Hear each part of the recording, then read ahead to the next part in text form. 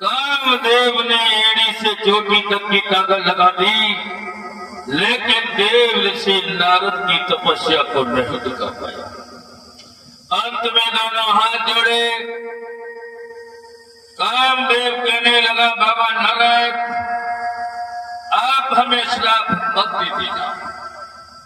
मैं अपनी मर्जी से नहीं आया हूं, मुझे तो इधर ले भेजा। नारद कहने लगे, कामदेव तुम जाओ, हम काहे को परेशान हो रहे हैं? तुम्हारा जो काम था तुमने किया,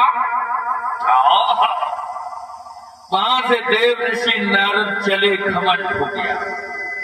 सोचने लगे, बाजी बा, कामदेव ने एड़ी से चोटी तक की धागा लगा दी, लेकिन मेरी तपस्या को नहीं निभा पाया। और निगाह भी कैसे सकता था? मैं कोई छोटा महात्मा नहीं। गली गली में बच्चे बच्चे मेरे नाम की प्रशंसा गाते, बाल ब्रह्मचारी देव ऋषि नारद।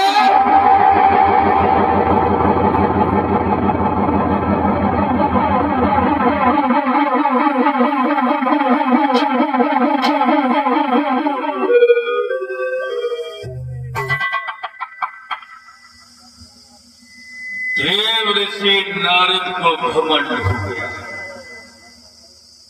और देव ऋषि नारद घमंड में वहां से चले, भोले बाबा के कैलाश पर्वत पर पहुंचे। दूर से आते हुए भोले बाबा ने देखा, कहा, आओ नारद, बड़े समय बाद आए, अभी तक आ रहे। देव ऋषि नारद कहने लगे, भोले बाबा, सम्मान से बोलना सीख लीजिए।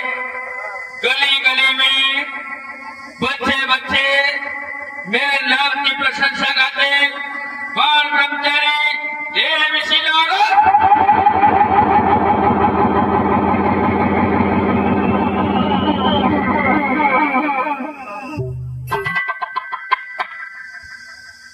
बहुत सुंदर बेटा। देव ऋषि नारद से भोले बाबा कहने लगे, नारद, बड़ा अच्छा हुआ जो तुमने कामदेव को जीत लिया। ये बात तुमने हमसे कही सो कही, लेकिन इस बात को नारायण से मत कह देना। नारद बोले, क्यों नहीं कहूंगा? बिल्कुल कहूंगा। वो होते कौन है? नारद ने बाइडा उठाई और वही पुराना गीत गाते हुए, गुनगुनाते हुए चल दिए।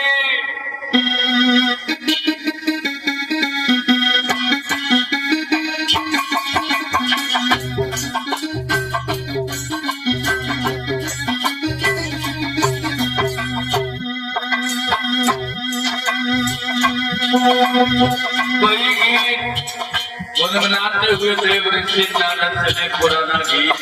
सभी लोग तालियां बजा के बोले, लक्ष्मी नारायण नारायण हरि।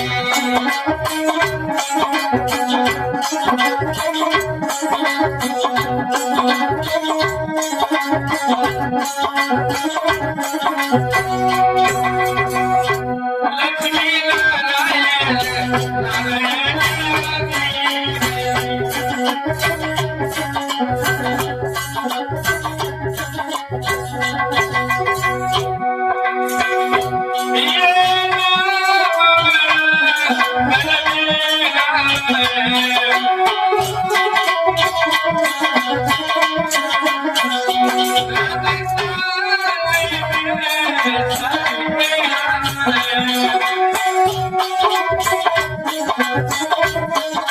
लक्ष्मी नारायण नारायण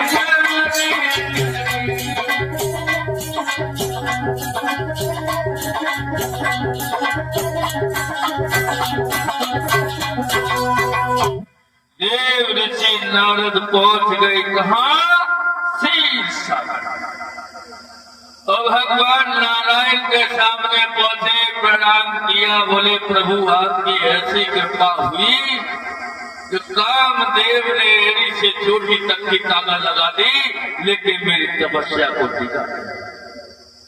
तो फिर वही बात घमंड वाली याद कहने लगे, डिगा भी कैसे सकता था, मैं कोई छोटा महात्मा नहीं हूँ। गली गली में बच्चे बच्चे मेरे नाम की प्रशंसा गाते, बाल ब्रह्मचारी देव ऋषि नारद।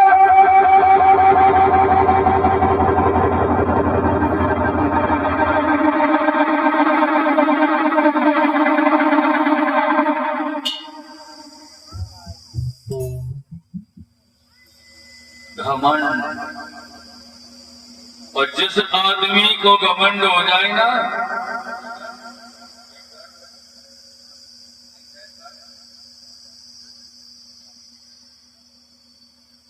घमंड भगवान का भोजन बताया गया है।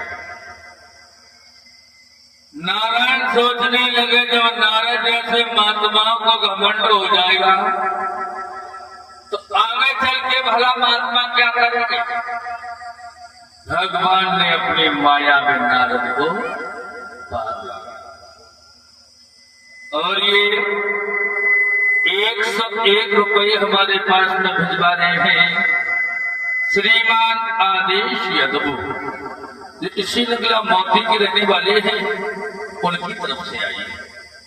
101 रुपये हमारे पास में भिजवा रहे हैं श्रीमान अभिलाष सिंह यादव, जो इसी नगला मोती के रहने वाले हैं, उनकी तरफ से आए। भगवान धन दौलत के भंडार भरता रहे, दीर्घ आयु बनी रहे, समाज में सम्मान।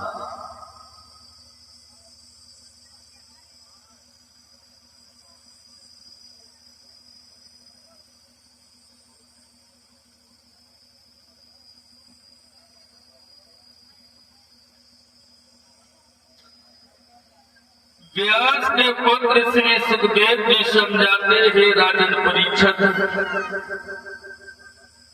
भगवान ने एक नगर बसाया है, बहुत एक शील नाम के राजा हुए। पूर्व से शील राजा और विश्व मोहिनी एक नगर बनाया, उस नगर के शील नाम के राजा हुए। उनके घर में एक विश्व मोहिनी नाम की लड़की पैदा हुई। इधर देव ऋषि नारद वहां से चले जाते हैं, इधर विश्व मोहिनी का शील किया स्वयंवर है। स्वयंवर कहते किसे? स्वयंवर उसे कहते हैं जहां लड़की अपनी इच्छा से वर का चयन करे, जिसे गंधर्व विवाह कहते हैं, आज के युग में कहते हैं लव मैरिज। इधर विश्व मोहिनी का स्वयंवर है। स्वयंवर होने से 2 दिन पहले देव ऋषि नारद शील किया पहुंचे। शील कहने लगे, बड़े अच्छे समय पे आए हो बाबा नारद, आप हमारी लड़की का भविष्य देखो, हर रेखा देख के बताओ, जहाँ इसकी शादी होगी वो फल कैसा होगा, जहाँ ये लड़की जाएगी वो फल कैसा होगा। देव ऋषि नारद ने देख ली, उस लड़की की हस्त रेखा को देखा। देव ऋषि भाषण के से खड़े रह गए, सोचने लगे, बाकी वाह, ये लड़की देखने में इतनी सुंदर है, ये लड़की देखने में इतनी सुंदर है, इसकी हस्त रेखा ये कह रही है जिसके साथ में इसकी शादी होगी वो जीते जी अमर हो जाएगा।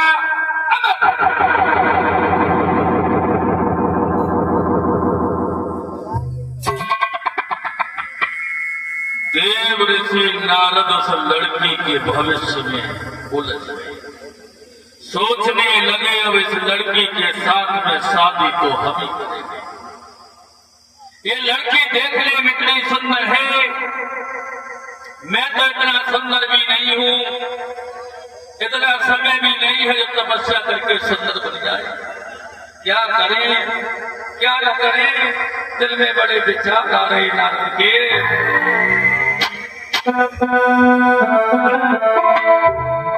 कि छोड़कर हाथ में एक नारद चले, कि छोड़कर हाथ लड़ी एक नारद चले। पंडित दिल में गाते छुपी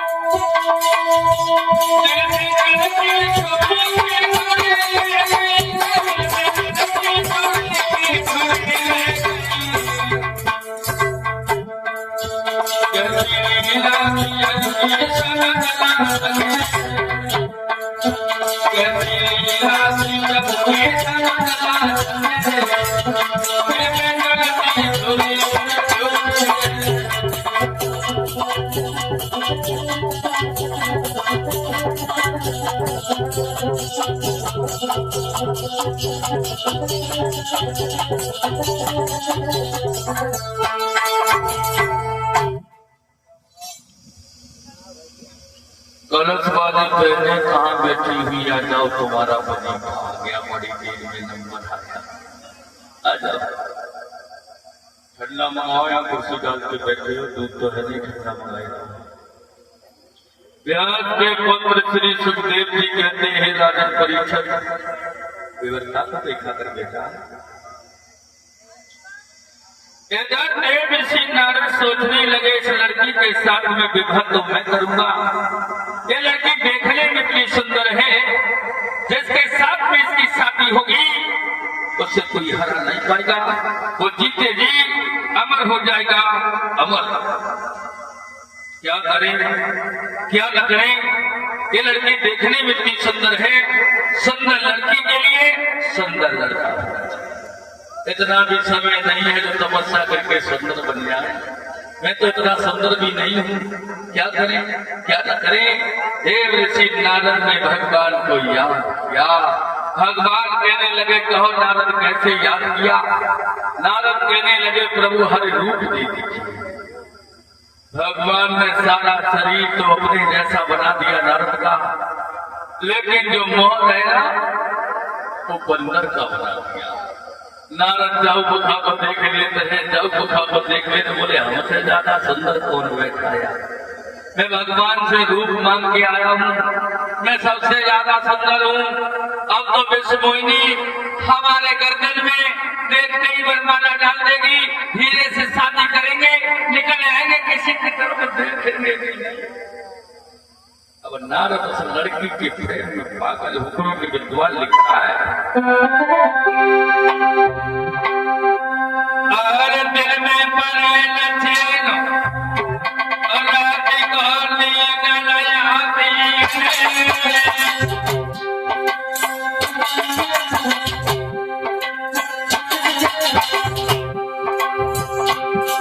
और लड़की उठाए के धन में लड़की आती है, घड़ी को चल गया देखी और मैं सब मोहिनी दुल्हन बन के घर में आ गया। दो छिड़का नहीं है, दो छिड़का नहीं है। पूजनी आनंदी गुरुदेव बताया करते थे दुर्वेद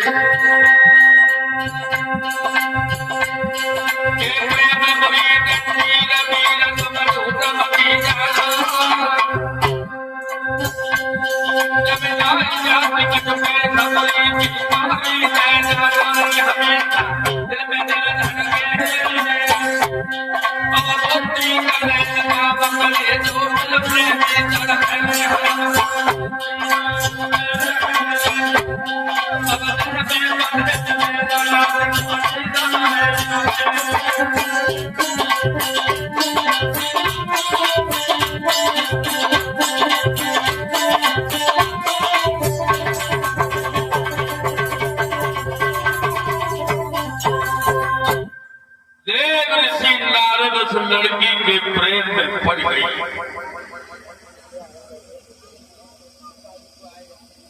और ये 100 रुपये हमारे पास में भिजवा रही है श्रीमान डॉक्टर कमीश यादव, जो इसी नगला मोती के रहने वाले हैं, और 21-21 रुपये सभी साथियों को दे रहे हैं। भगवान धन दौलत की भंडार बढ़ता रहे, दीर्घ आयु बनी रहे, समाज में सम्मान।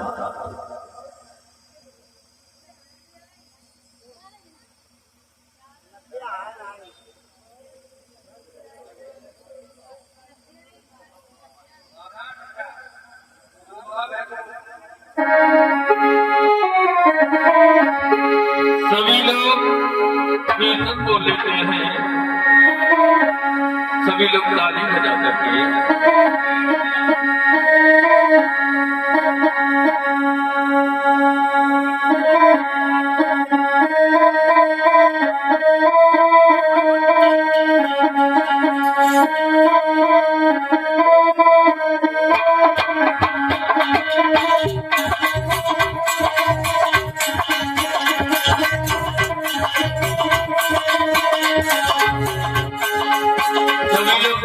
करके बोले सभी माताएं बहनें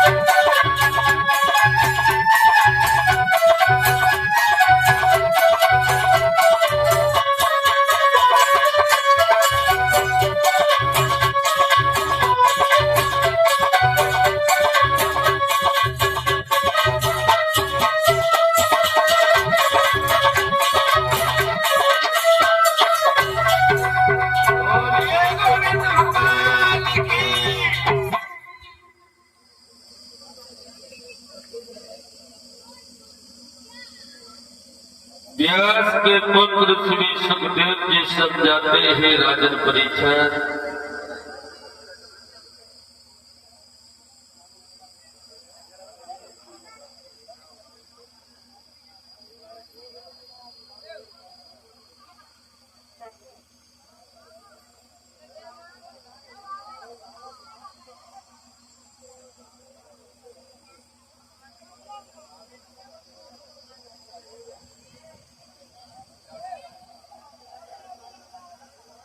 व्यास के पुत्र श्री सुखदेव जी समझाते हैं देव ऋषि नारद भगवान से हर रूप लेकर के चले हैं।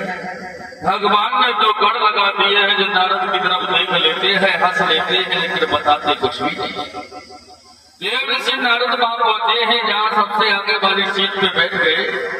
वेश मोहिनी उधर से बनमाला लेकर के आई है, लोगों नारद की तरफ बढ़ी और नारद के सामने से वेश मोहिनी निकल गई, लेकिन नारद की तरफ मुड़ के भी नहीं। उसी जगह पर भगवान एक राजकुमार का रूप धारण करके बैठे हुए थे। वेश मोहिनी ने भगवान की गर्दन में वरमाला डाल दी। नारद खड़े हो गए, कहने लगे लड़की तुझे रूप की पहचान नहीं है, मैं भगवान से रूप मांग के आया हूं। इस जगह पे सबसे ज्यादा सुंदर मैं हूं मैं। तो देव ऋषि नारद वहां से भाग गए।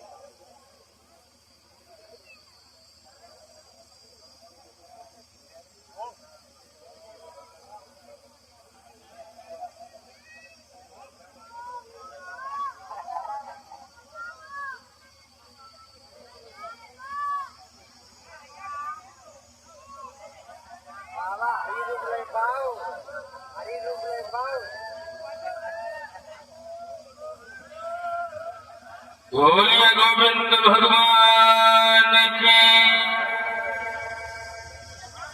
नेक दिए दुख जाए सही पंचायत और ये हुए की बातें थोड़ा ना कर जे केवल अपने बारे बातें सही का। देव ऋषि नारद वहां से चले। महाराज परीक्षित भागते हुए जा रहे, क्या देखा है कि सामने भगवान खड़े हुए। एक तरफ वेश मोहिनी खड़ी है तो दूसरी तरफ लक्ष्मी जी खड़ी। नारद अब तो और आग बबूला हो गए, कहने लगे तुमसे कौन कहे, बोला तुम्हारे ऊपर तो कोई है ही नहीं। एक बार इच्छा हुई थी कि शादी करेंगे, वो भी आस पूरी नहीं होने दी और नारद बोले बके आएगी। हरि परम स्वतंत्र में कोई हवे बने करो।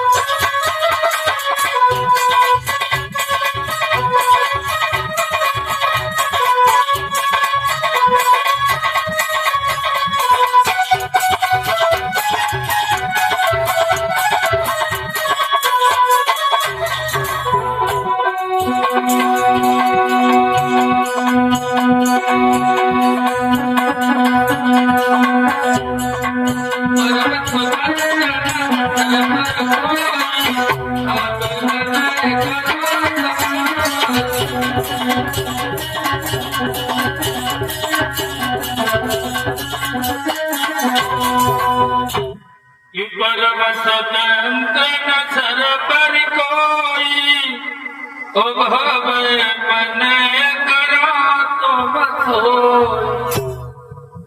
आपके ऊपर तो प्रभु कोई है ही नहीं, आपका जो मन में आता वो करते हो। एक बार इच्छा हुई थी कि मैं शादी करूंगा, वो भी आज पूरी नहीं। और आज मैं तुम्हें श्राप दे रहा हूं, जिस विश्व मोहिनी की खातिर में पागलों की तरीका से घूम रहा हूं, इसी विश्व मोहिनी की खातिर तुम भी बन बन घूमोगे।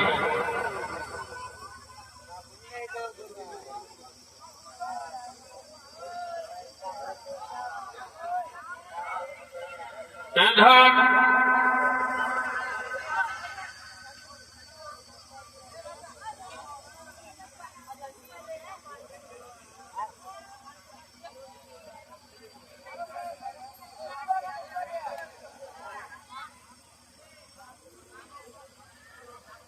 जो गढ़ लगाए हुए थे नारद से बोले कि महाराज ऐसा करो, चेहरा तो देख लो, विश्व मोहिनी तुम्हारी खातिर है कि नहीं तुम्हारे लायक।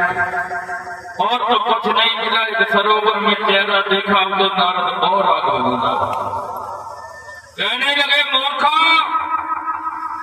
सब हमारी तरफ देख देख के हंसते रहे, तुमने ये नहीं बताया कि हमारा चेहरा बंदर का है। मैं तुम्हें श्राप दे रहा हूं, 3 जन्म तक भूत राक्षस बनोगे, राक्षस।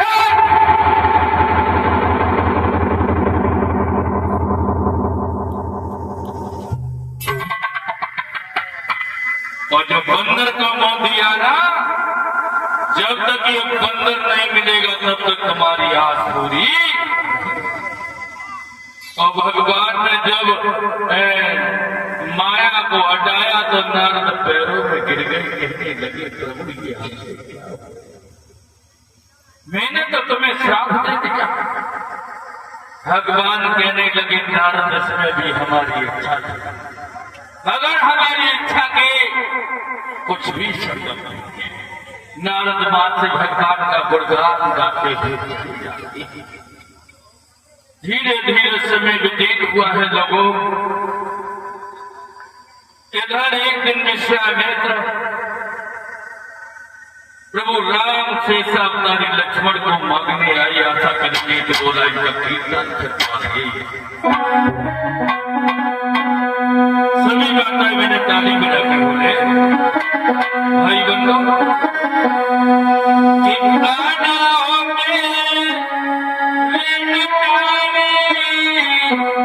श्री मां के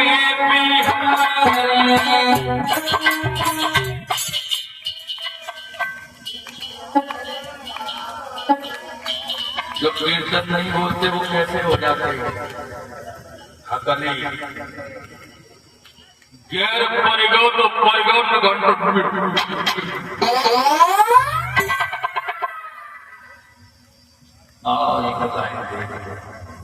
देखो पूजनीय आदरणीय गुरुदेव सर सम्राट श्रीमान गुरुदेव शास्त्री जी बताया करते थे, जो लोग एटा गए हैं वो जानते होंगे कि एटा में गांधी मार्केट है, वहां एक फोटो स्टूडियो की दुकान है।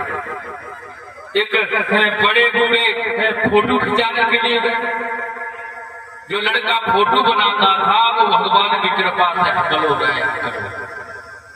बड़े बूढ़े को कुर्सी में बैठाओ, लड़का बोलो बाबा बोलो फोटो बढ़िया थोड़ा नहीं है थोड़ा का। बड़े बूढ़े उठे पेशाब करे फिर बैठ गए। लड़का ने फिर वही बात कह रही, फोटो बढ़िया थोड़ा नहीं है थोड़ा का। बड़े बूढ़े उठे 5 साल थोड़ा दे कितनी बार।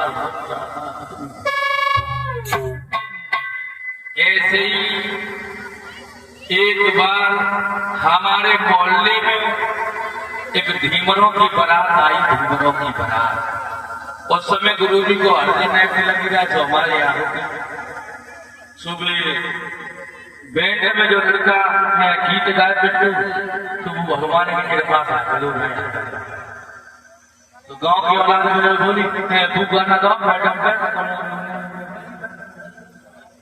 और गानवा बोले लोग कहीं ना पाते जब ज्यादा कहीं एकदम बकिया बोलो बैठो बैठो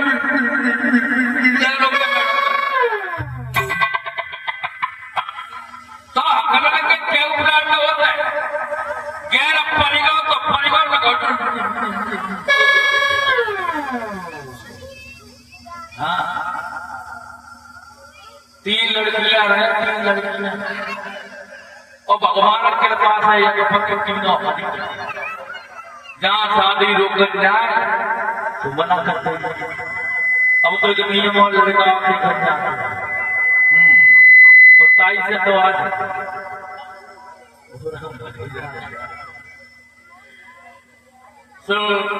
एक मजिया रहा है हमारे यज्ञपति महाराज जैसे बोले कि शरत रहेगा 3 में से को बोलेगा तो शादी करा देगा।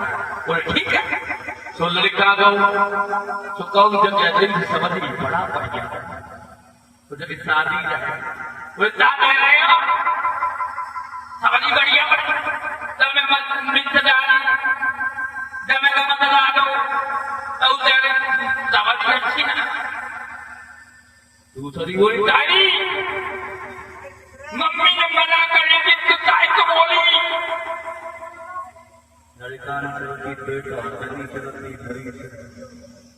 तीसरी बोली बताओ भाई लोग बोले जो भगवान के कीर्तन में ताली नहीं बजाते कीर्तन नहीं बोलते वो अगले हो जाती है। फिर भगवान ऐसा कर देता है जो घर में ताली बजानी पड़ती है इसलिए ताली बजाओ